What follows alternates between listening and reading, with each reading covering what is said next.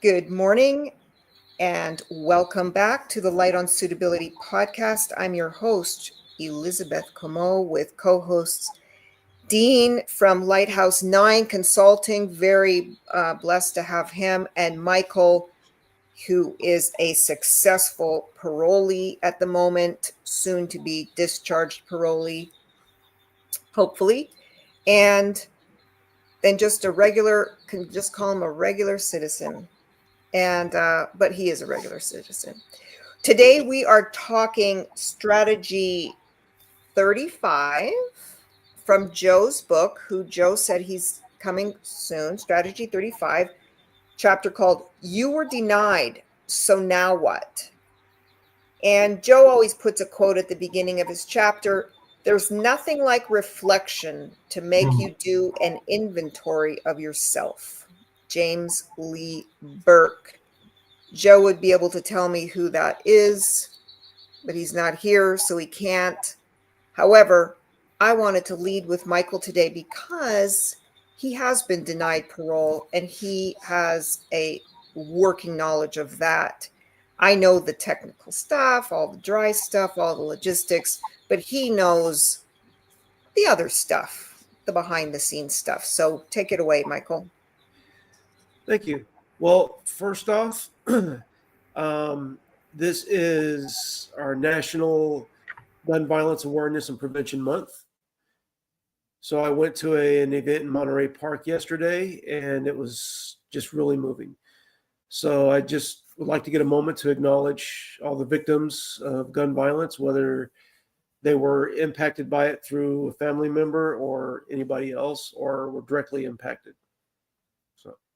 Actually, that's fantastic, Michael. I didn't know about that. Would you mind filling us in? What couple highlights about it?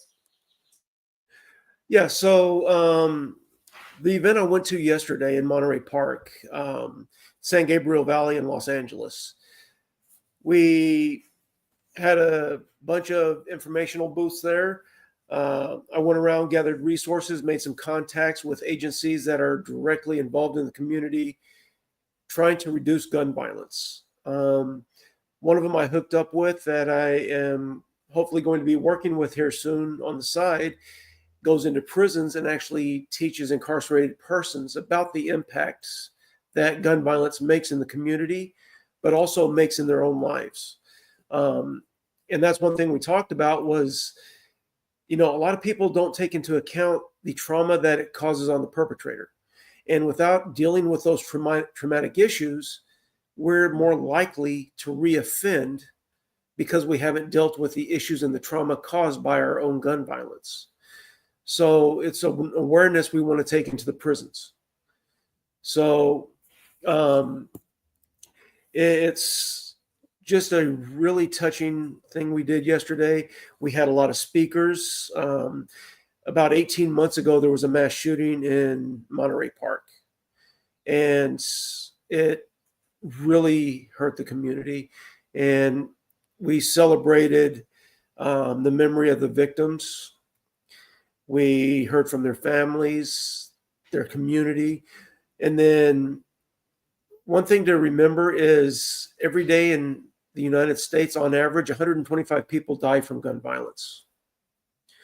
So we also planted 125 marigolds yesterday. So the marigolds, as you see, I'm wearing an orange shirt. Gun violence is preventable. It's the color adopted to represent the prevention of gun violence. So the marigolds represent in different cultures different things, everything from death to rebirth to healing. So that's why they chose the color orange for gun violence awareness. And like the shirt says, gun violence is preventable. We have to bring the education to the community. We have to bring the education to those of us who perpetrate gun violence, such as myself. And, I can't think of any better thing for me to advocate for because, I was able to talk to several groups yesterday. There was a group for mothers against gun violence. And I went and talked to them yesterday. And, by the time I was done with that, I was in tears because it was just, but I look at it this way: if I can help prevent one more mother having to cry to losing their child over gun violence, then I've made some kind of difference. Wow, for sure. That's amazing. I appreciate that. Thanks for wearing the t-shirt. And all right, well, from that topic to a somewhat related topic, you've been denied parole. That was probably 7 years ago now, Michael, but I'm sure you remember it sometimes like it was yesterday. Why don't It was you, closer to 5 years ago. 5 years ago, there you go. So you definitely remember it. Yeah. Right around, when the world went crazy too. Yeah. Tell me about that. Yeah. Tell us all about that. So, I went in,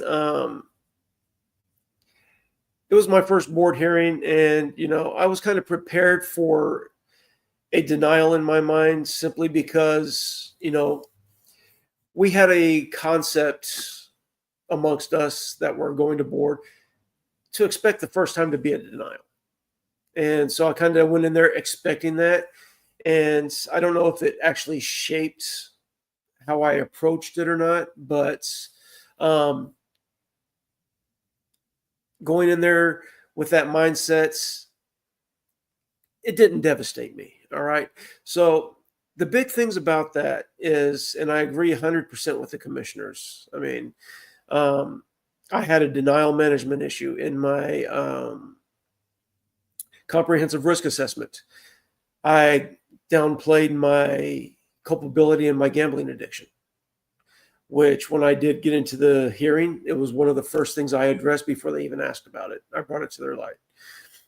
Another thing is I had a relapse in my gambling addiction about 2 years before that during a COVID lockdown. And I did address the triggers that led to that. So there were a couple of other things in there too.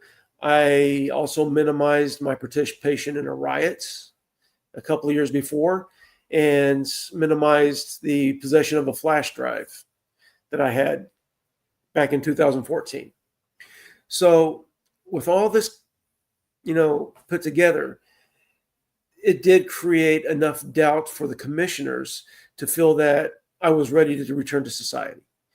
Even though we did address the gambling issue and the minimization of the culpability of the gambling addiction, I still wasn't there. And, I had a great attorney. She did a lot for me. She gave me some of the best advice she could. But with everything, it all came down to me not being ready. So, that's one thing that I really want to encourage. When you go to your comprehensive risk assessments, be honest, be open, be upfront. If you're not there yet, it's going to reflect. And the commissioners are going to weigh heavily on that. It was one of the lead points they made when giving me their decision. Also, minimization is one of their big things. When we minimize, we take away from the harm we did to our victims. We try to downplay it. And the bottom line is, this parole hearing is not about me getting out ultimately. This parole hearing is about giving the victims a chance to get closure, to get healing. Me getting out of prison might be a side effect of that. But let's face it, this is, in this first hearing, honestly, should be entirely about the victims, about giving them closure, giving them healing, giving them a chance to speak and get all that out. Unfortunately, my victim's family wasn't there. Maybe they weren't ready. Maybe they'd moved on and they weren't at either of my hearings. And, it was a mixed blessing because I don't know if I was ready to hear from them. But on the other hand, if they moved on because they've started healing, more power to them. And I pray for them every day about that. But, getting back to the commissioner's decision, I mean, it was spot on. But the other thing is, it was a chance for me to get in there and heal. I went in there and I laid everything out on the table. This is the first time I had been that open and honest about my crime, about my life, about me. And being able to lay that out on the table, even with a 3-year denial, I walked out of that room feeling 50 pounds lighter. For the first time in my life, I actually felt clean. And, another big thing is, with everything that I had, the minimizations, the denial, the relapse, all of it, they laid out a roadmap. And I can't describe it any better. It was a roadmap.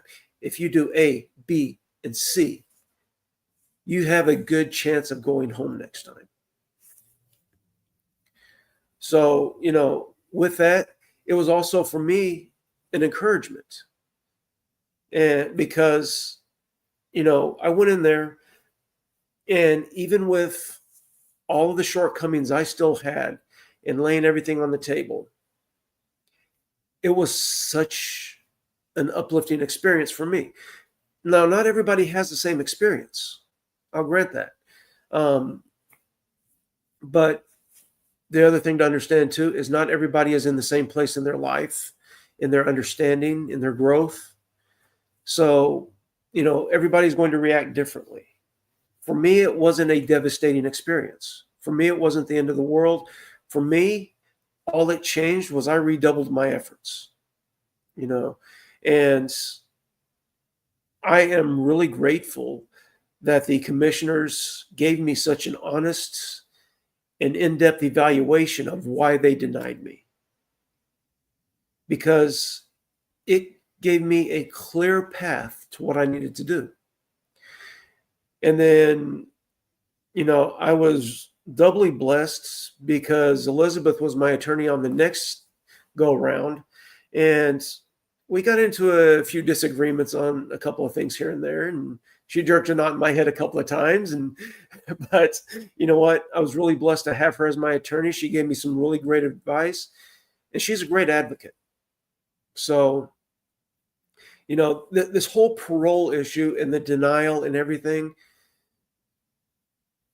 I don't think I would have traded it for the world, because if I'd have gotten a grant the first time around, I don't know if I would have been as successful now as I am, because I did have these shortcomings that I really hadn't fully addressed. So, when we look at it, oh yeah, the commissioner, this, that, and the other, and, there's all these excuses we make as people who get denied parole, or, when they're out here get violated. Oh, they had it out for me. You know what? They really don't. The bottom line is, if we're doing the work, we're being honest, we're putting in the change and living the life, they're going to see it. Whether we're going to the board or we're out here on parole, whatever it is, they're going to see it. And when we get that denial in the boardroom, it's not just because they're in a bad mood. I don't know how many times I've heard that. Oh, well, the guy in front of them was in there for 5.5 hours and really pissed them off, so I got a denial. No, that's not why you got a denial, my friend. You got a denial because you weren't ready, just like I wasn't ready that first time. So, we have to look at it from a realistic standpoint when we get that denial, because, I've known very few people who were ready the first time and got out, because as long-term offenders and repeat offenders and violent offenders, there is so much trauma, so many things in our lives that we have to work through, that we have to come to understand, gain insight on, come to take accountability for. And nobody's going to be perfect going into the boardroom. I wasn't the second time, and I was still granted parole. But when we go in there and we lay out everything, and we have just a stack of relapses and minimizations and denials and inability just to clearly answer a question because we're making all these excuses. And that's one thing I learned a long time ago. The more I make an excuse, the more I deny, the more I minimize, the more I lie about something, the more work I have to put in to remember what it was, to keep it straight. So you know what? It's always easier to go in and just tell the truth, be honest, be accountable, and own it. That is just the absolute best advice I can give anybody, because that's where the insight comes from. That's what's going to help us develop empathy. That's going to help us really enhance our change for the better. So, I encourage everybody that if you get that denial, it's not the end of the world. Especially if you get a 3-year denial. I mean, if you're doing what you're supposed to be doing during that 3 years, you're back in 1.5 to 2 years. If you get a 5-year denial, you can be back in 2 years or a little later. A lot of people think that the numbers that they give are somewhat arbitrary, but they're not. One thing I learned from talking to quite a few people, and one of them is through Initiate Justice. And, he did a symposium with a bunch of commissioners. And that number represents something. That number represents how long it takes, in the board's opinion, for you to reach that point of change. And that makes sense, because somebody goes in there and they're all negative attitude, they're angry, they're overly violent, they don't want to take accountability, and they do all this stuff, and they get a 7 or 15-year denial. It kind of makes sense, because, after decades in prison of doing the same thing they've been doing their whole life, they're not doing anything to change. And, for me to make my change, I get it. It took me over 15 years. So these numbers aren't just arbitrary numbers that they throw out there. So, when they give you that 3-year denial or that 5-year denial, take it as a blessing. That's time you have to work on yourself. And if you're doing what you're supposed to be doing, that time is going to get cut short, and you're going to be back to board before you know it. So make the best of the denial. There's so many things you can do to get out. They will lay it out for you in a roadmap.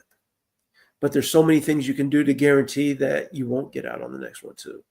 If you take that denial and play with negative emotions and start getting in fights and arguments, getting write-ups, going back to your old addictive behaviors, guess what? The next one's going to be a 5 or 7-year denial, not a 3-year denial. So take it to heart, do the work, and take it for the blessing it is. And that's pretty much how I would sum that up. Love it. Yeah. View everything as an opportunity, not as a reason to, what we like to do, complain and all of the rest of it. Dean, I told you I was going to you next. Okay. I agree with a lot of what Michael's saying. Everybody's in their own process. They're on their own path, and some guys may get denied 3 times, some 2, maybe some never. But that's the path that they're on, and it takes them that time to get there.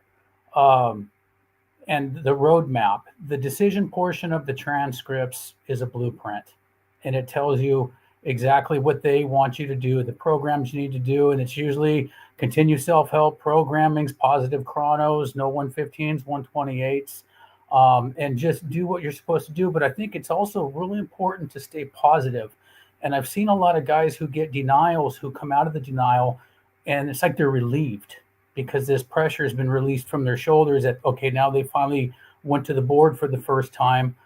There's a certain amount of relief, and now they're like, okay, this is what I need to do. And I always tell guys, look, go to the board, because sometimes they're not sure if they want to put it off or not.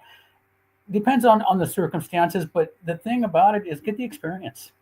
Go to the board, and that way you can get everything on record that first time. Get that taken care of. See what it's like to be in front of the board. And just get that under your belt, so that way the next time you know exactly what's expected of you. But I also agree with Michael that it's really important to stay positive, and it's funny because I hear guys all the time. One guy, he said he got denied because they were asking him trick questions. And I thought, okay, well, the board has the right to ask you whatever they want. Phrase it however you want. That's their job. They're the gatekeepers. They're trying to keep society safe, and they're going to use any tool they have in the box to make sure that they're making the best decision. And this one individual in particular said that, I asked him, why did you get denied? He said, well, I got denied for a half a roll of tape, Scotch tape that he took from the education department. And there were just so many things wrong with his statement. Okay, first off, that's criminal behavior, criminal thinking. Now, why do you also feel the need to tell me that it was only half a roll? Are we minimizing that you stole the roll of tape? There's just so much in it. It's just, you got to stand up and take responsibility. Fortunately for me, Michael, I was found suitable on my initial. So I never went through the experience of a denial and what that's like, but I've worked with enough people to see what that's like. And of course, being locked up for 23 years, you see it, when other people go to the board and where they're at. And I think that it's important, the now what is to reflect. Reflect on the hearing. Look at, how did you answer questions? Once you get your transcripts, go over your transcripts, read them and read them again, and look at the questions that you were asked. How could you have answered that better? What were they looking for in those answers? Did you minimize, rationalize, justify? What did you do? So, it's funny because I've read so many transcripts where guys will say, well, I'm no longer impulsive. But yet they keep interrupting the commissioners. And it's like, well, wait a minute, you're showing me that you're still impulsive, so it's just get familiar with that hearing and what took place and then continue the programs. And it's, one thing I do like about the board is that a lot of guys, I keep hearing this phrase, well, I'm just going to go in there and tell them what they want to hear. Good luck with that. Good luck with that, and we'll see you, within 3-5 years, whatever it's going to be that you're going to get denied. It's just the board is very good at looking at those things and being able to see who's ready. Have they transformed? Are they doing what they're supposed to do? And the way they talk, the way they articulate, the way that they're running their programs, what are they involved in? There's so much that comes into that. And I think that the now what of it is just continue. I was asked, when you get out, what are you going to do? I told them I'm going to do exactly what I've been doing here. Why? Because it works. And ironic as it is, that's exactly what I did. Came out and I'm creating programs, running an organization, just facilitating, counseling, doing the same stuff I was doing inside. And it's what works. So I think that now what is just stay motivated, be encouraged, be positive. Read your transcripts, look at what's expected. See how you can be better. What things do you have to change in your life? And usually when you're denied, it's because there's something wrong in there. There's something you need to address that the board is seeing. And point blank in that decision portion of the transcripts, they're going to tell you what it is. So I think that, that's helpful. That's what I got, Elizabeth. Thank you, Dean. I wanted to double back to Joe's chapter and then just to give him an opportunity to kind of get up to speed before I put him on the spot. But just covering some of the highlights from his chapter, which I think he was capturing, normalizing, trying to just be like not shaming yourself and the emotional fallout that happens. So I think the message was, the sting is real and it's normal and it's okay to feel devastated, confused, or angry, but use it to ground, help your loved one, remind him or her to help it to ground themselves. I always tell my clients, it's okay to be devastated, to be pissed off, to be all these things today. Do everything you want to do, vent, cry, positive, use your coping strategies, but use all your positive coping strategy and just be pissed off if you want. And then tomorrow, please get back to work. And because you really need to process these emotions before you can begin to refocus. So feel the disappointment, then regroup and keep going. Joe, I think, talks about the next step. He encourages, take a break so you avoid impulsive reactions. Take time. He even encourages taking more time than I say. He says take time before jumping back into preparation. Wait for the transcript. When you get your transcript back after the decision, read and reread that hearing transcript. Focus on the decision portion and the recommendations. Identify any patterns or language echoed in the risk assessment or hearing transcript. I also say later, when I've met with them, I say, now take that transcript again, pull out all the questions that you were asked last time and write an essay on those questions on how you would have answered them differently today.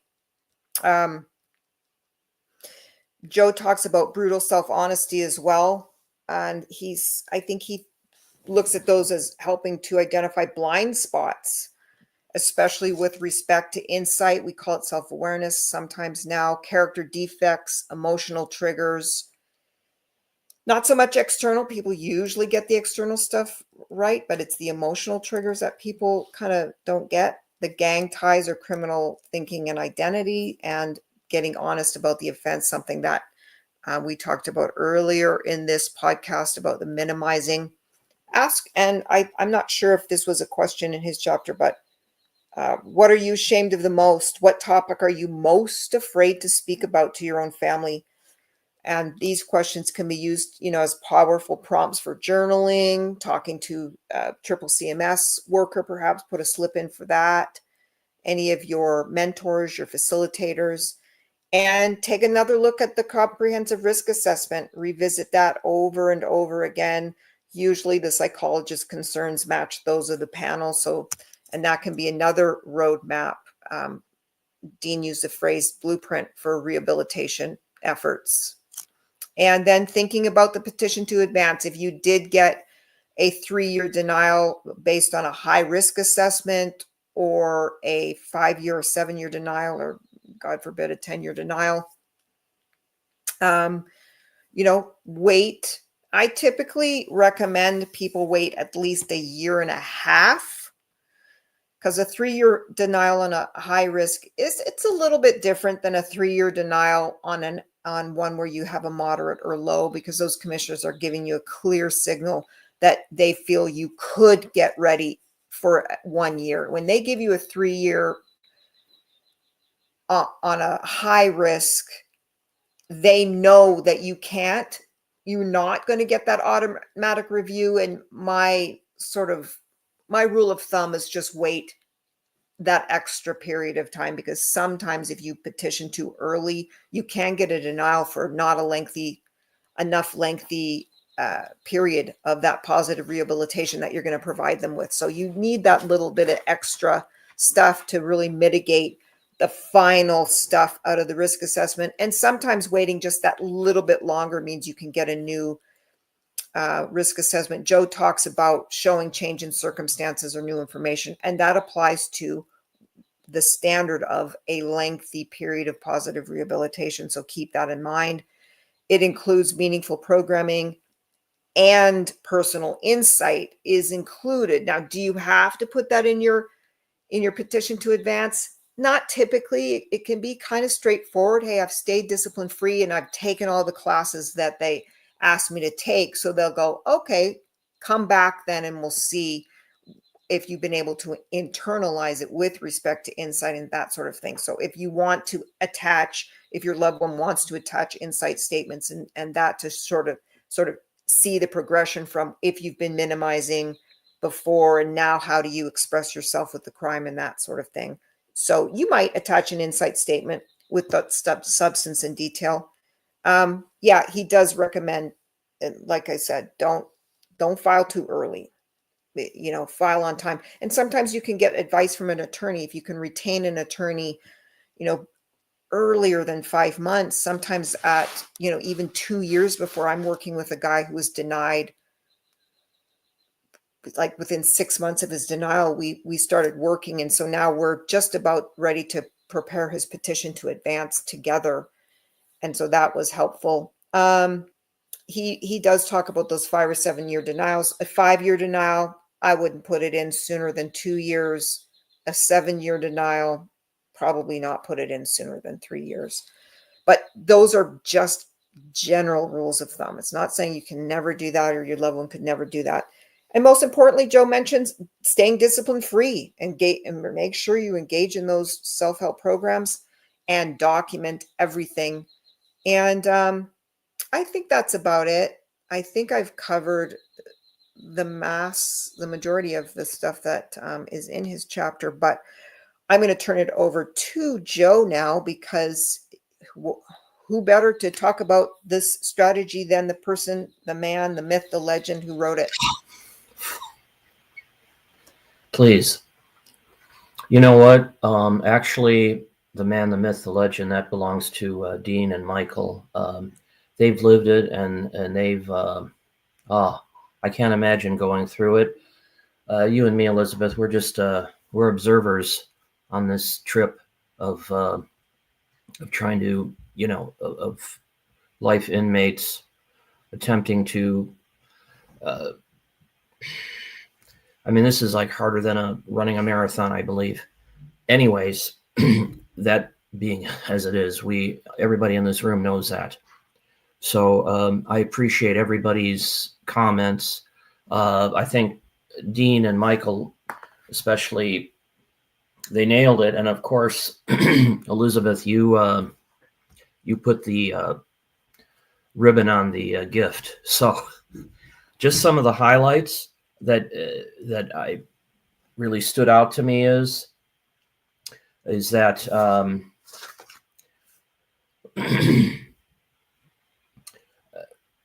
a couple things. And it's really important. So I just want to underscore this, that the number of years of the denial that you get is the number that the commissioners really believe it'll take for you to do what you need to do to be granted parole. So once you shake off the sting, the hurt, whatever you want to call it, falling off that horse, nobody likes rejection, and rejection is probably a part of the past as well. But just feel it and live it, like Elizabeth said, for at least a day or maybe a weekend, a couple days, but then get back up and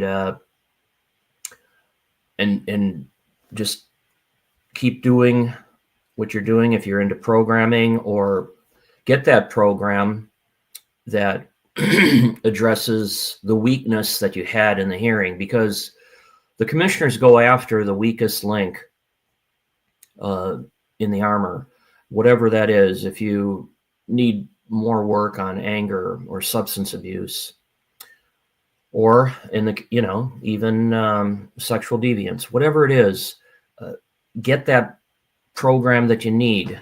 Even if you don't have the money, obviously you need to ask maybe a family member, but this time you're not manipulating, because you really need it. So, or get that correspondence course that you can get for free if that's applicable. Whatever it is, just get it and do it and jump right into it. And before you do that, you do want to look at the transcript and find, look at the recommendations, because as Dean and Michael said, that's your roadmap, and that is truer words are not spoken. And use that roadmap. Use it as a checklist. Everything that's in there. first, I would take it, read it a couple times, and then sit down with it and pull out the things that you need to work on, and do it and go for it. And there's a certain magic in it when we write down our goals, and we give ourselves a timeline to accomplish those goals, and give it a realistic timeline. Then you know what? Also, take it as a blessing. Either Michael or Dean said that. I didn't. Okay. Take it as a blessing, and here's why. By way of a story here, I've had the opportunity to represent several inmates who were denied, and then the next time they were granted parole. And they told me, each one, it was kind of like some kind of magic. I don't know. They said, you know what? I'm so thankful I was denied because I did this, this, and that. And I feel I'm way more ready now than I would have been at the previous hearing. So that, if they can understand that, and of course, all these emotions are playing when you get denied, but if they can let that sink in the days subsequent to the hearing, that's going to really help them, especially even on an emotional level, because they need that, support underneath them, whether they find it or somebody helps them find it, to go forward, for that motivation to keep working, and not to think about, oh, that guy got granted, why not me? I'm no different than him. But see, you're on your own path. Don't worry about anybody else but yourself. And what Elizabeth said about reading the transcript and writing out the answers to the questions that were problematic, that's great, because, and you know what? Not only do that soon after you get the transcript, but also do it after you take the programs that the commissioners had told you to get, or the things to work on, and then go back after that and try to re-answer those questions by writing them down, because I think writing has a certain type of magic. When it slows our brain down, we can only write one thing at a time, and we get other ideas. Oh yeah, oh, what about this? What about that? Yeah. So do that. And hey, everybody overlooks this. Elizabeth just mentioned it. Go back to the CRA too, the risk assessment, because that's not unlike what the commissioners say, and that'll just reaffirm what you've learned from doing from going back to those questions, from the recommendations of the decision. That risk assessment, that just confirms everything that was said by the commissioners in the decision. I'm sure of it. I mean, without even sitting in a hearing, I know that already. Okay. And then, you know what? Just, somebody said it, stay grounded. I mean, of course, that's difficult, because nobody likes a defeat. And I know everybody considers this, oh, I didn't prevail this time. Well, hey, learn from it. Learn as much as you can by doing all the things that Elizabeth, Dean, and Michael said. And the gate will be waiting for you when you're ready, and when you get that grant. And you'll be so happy. You'll be euphoric. You'll feel positive things maybe that you've never even felt in your life. And it'll be a blessing. And then you go out and be a blessing to the community the best way you can. And it's not going to be easy. There's going to be a lot of obstacles and stressors that you couldn't even imagine. However, you're going out prepared. Thanks, Joe. And I know that's a good lead into the next week.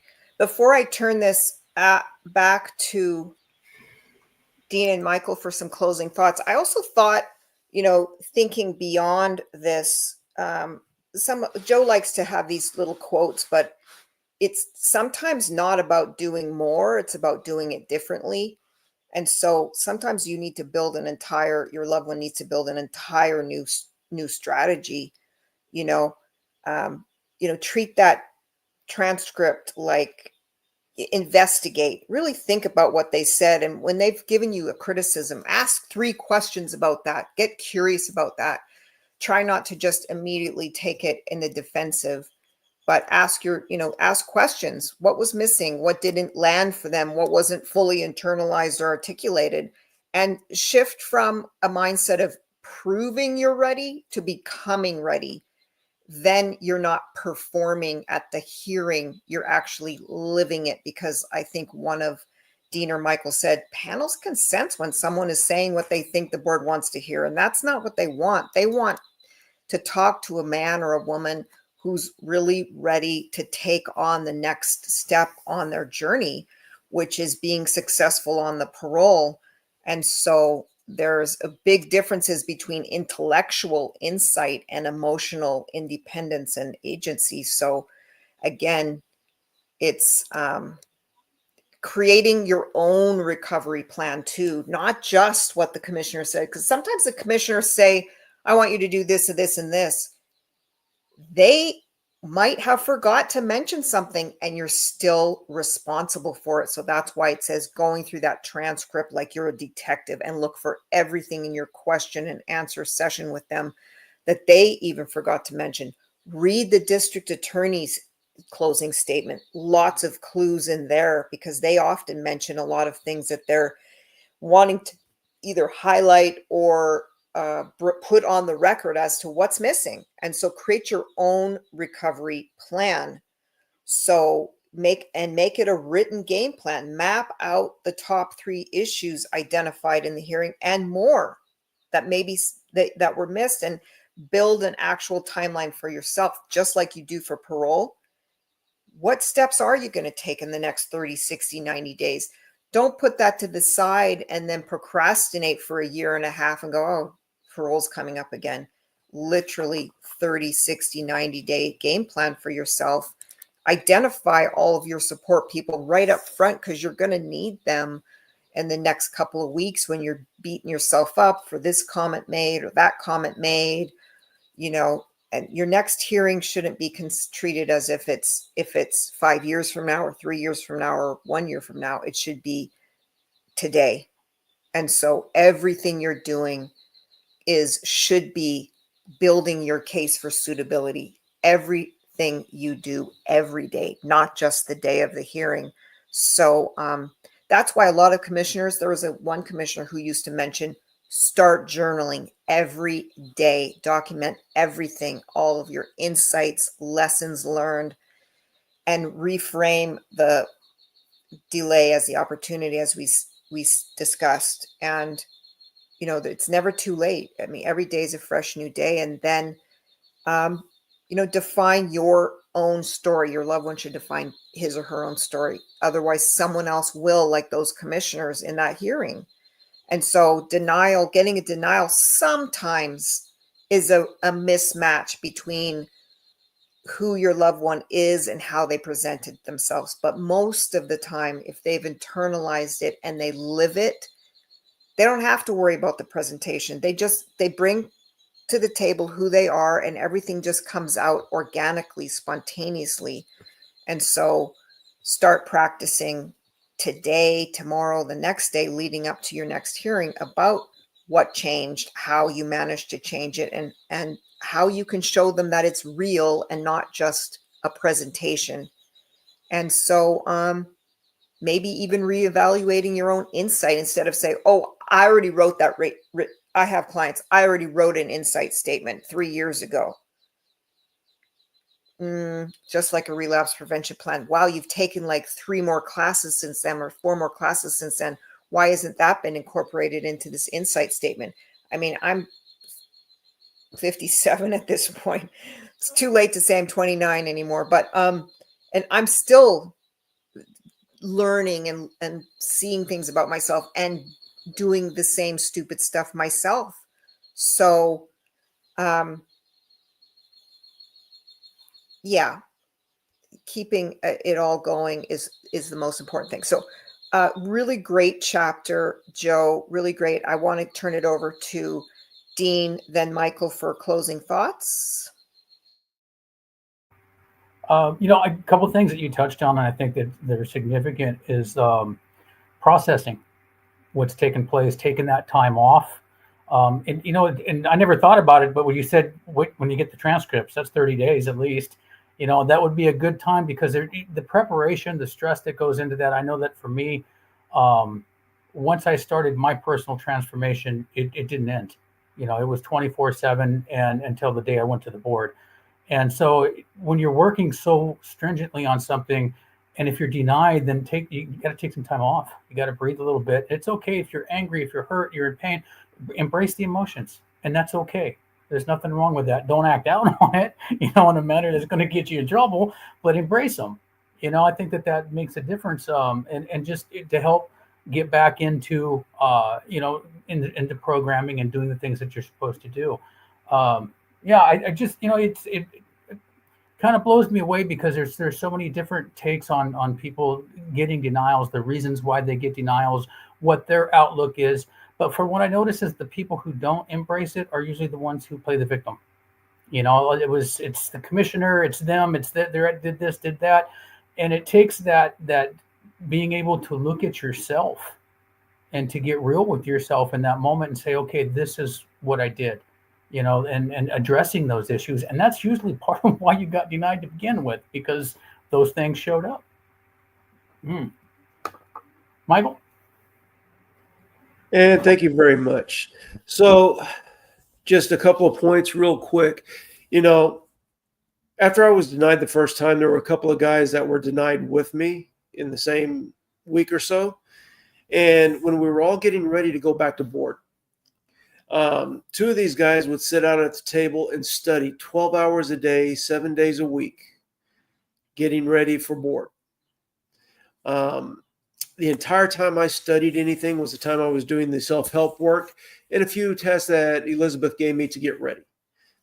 I probably spent maybe 30 or 40 hours over the course of the year studying for stuff that I was getting ready for board. And I think the big difference is, when I went back the second time, I was granted. When these guys went back the second time, both of them got 3-year denials. And the big difference is, while they were sitting there and studying and trying to memorize and do all this stuff, I was living it every day. I didn't have to memorize it. I didn't have to go in there and spew the jargon. I just went in there and expressed what I was living, what I was feeling, just had a conversation. So the important thing is, it's good to be prepared. It's good to spend time studying on the concepts that you may not be 100% sure about, that you want to incorporate into your life. But when we take a look at the big picture, if I have to study what I'm going in there to talk to the board about 12 hours a day for a year, I'm not ready. It's really that simple, because I should have already internalized it enough to where I don't have to sit down and do that every day, because I'm going out onto the yard giving this information away in the groups that I'm running, in the groups that I'm participating in. It would be second nature at that point. So, it's more important to live it than it is to study it. Secondly, and Elizabeth and Joe both started talking about, the 30-day, 60-day, 90-day, the preps, the goals, and all that stuff. There's a very valuable skill when it comes to goal setting. It's called SMART goals. And what these are is, these goals are very specific, S, measurable for the M, achievable, A, relevant, R, and timely, T. So if we set these goals, they want us to do specific things to prepare. So we set our goal. Our specific goal is, okay, I'm going to do this self-help class. My measurement is going through week by week, getting it done and accomplishing it by this time. Achievable, I'm not going to go and try to get a college class to do this. I'm going to get the self-help class that most pertains to me. Make it achievable, not something that's far-fetched. That's really unrealistic. Relevant, I'm going to focus on the things that are relevant to what I need for my continued recovery and for what the board wants, where I need to make my change. I'm not going to focus on doing this, this, and this because it looks good for board. I'm going to focus on this, this, and this because this is what I need. And then timely, we know we have a timeline. So use these SMART goals as a tool to help keep us focused and keep us from procrastinating. Because I know there were times where I just felt like sitting back and going, you know what, I still got a year before this happens. I can take a month or two off. But because I set my SMART goals and adhered to them, it was easier to get away from that, that sense of procrastination and oftentimes being overwhelmed, because I was able to go back and remind myself that these goals are achievable and they are relevant. So, great tool to use. And with that, that's pretty much all I got. Thanks, everyone. And I believe that's about it. If we are going to be here next week, I think we are. It's Father's Day. So anybody have any problems joining on Father's Day? Michael's saying no. I think my dog Goldie might be having puppies. So Jesse will be celebrating Father's Day, maybe. So great. We'll be here. And I believe Joe's chapter is, and he can correct me, it's, now you're granted, now what? And all of the fun stuff that goes along with that. And that's a really important chapter as well. And then we're closing the book up. I did ask you guys to put on your thinking caps too for what should we do. I had one vote for starting at the beginning of the book and going back through it. Or Michael had a book. It's not published yet, or maybe it is. I'm not quite sure. We had one suggestion for that. There's a suggestion of we could go through the big book and talk about how that's very relevant to parole suitability. There's the possibilities are endless. We could do light Course on Miracles. I know you guys are just chomping at the bit to do that one. No, Michael, God bless Michael. He gets my sense of humor. So think about it for next week, because I'm going to be putting you all on the spot, taking a vote here. And I did learn that putting comments in the chat also helps the algorithm a little bit. Joe and I haven't been too concerned about that because we usually just send this to people after the fact as a resource, but I just put that in there, not because parole is just not it's a tiny little niche for families to view. So have a wonderful Sunday. I will see you all next week. Thank you so much for coming, Michael, and sharing your experience with that gun violence festival thing that was going on. Really appreciate that. Dean looks great. Joe looks great. I'll sign off.